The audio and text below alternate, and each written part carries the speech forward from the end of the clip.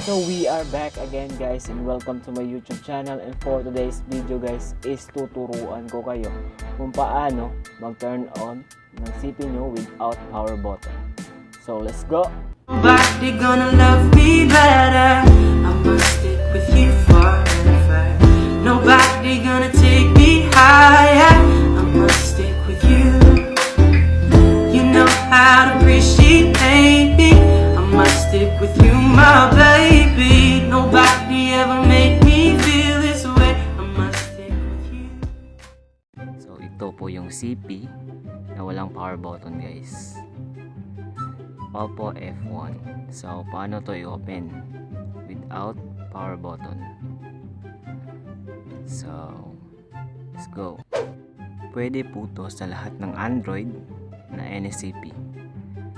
Kapag nasira ang power button ninyo, pwede nyo tong gamitin para ma-on ang inyong CP. So first of all, kailangan maayos ang volume button niya. Ito guys. Ito. Volume button. So, paano i-open ito? Kailangan mo ng charger. At naka-charge po ito. Nakasaksak po ito sa power bank.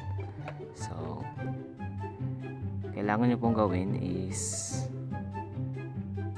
press the down button sa volume button mo. I-press nyo po. Press.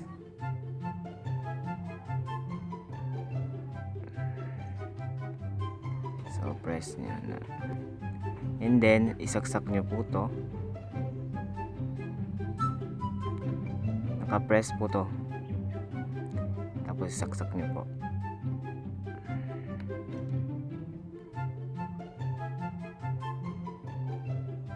Oy, hindi. Hindi maayos eh. Let's go.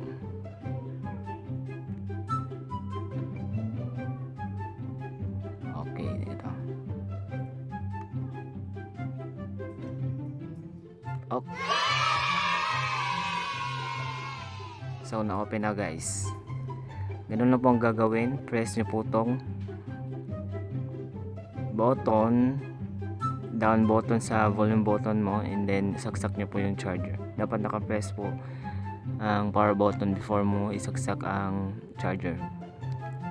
So, may nakalagay na ganito. English nyo po.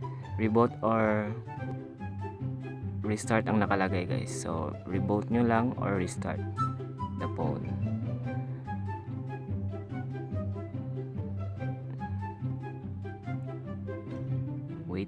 Wait.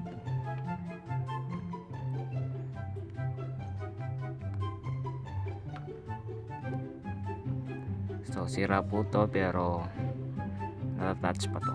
Wow! Gwapo ko talaga. Sobrang gwapo ko talaga, man. What the hell?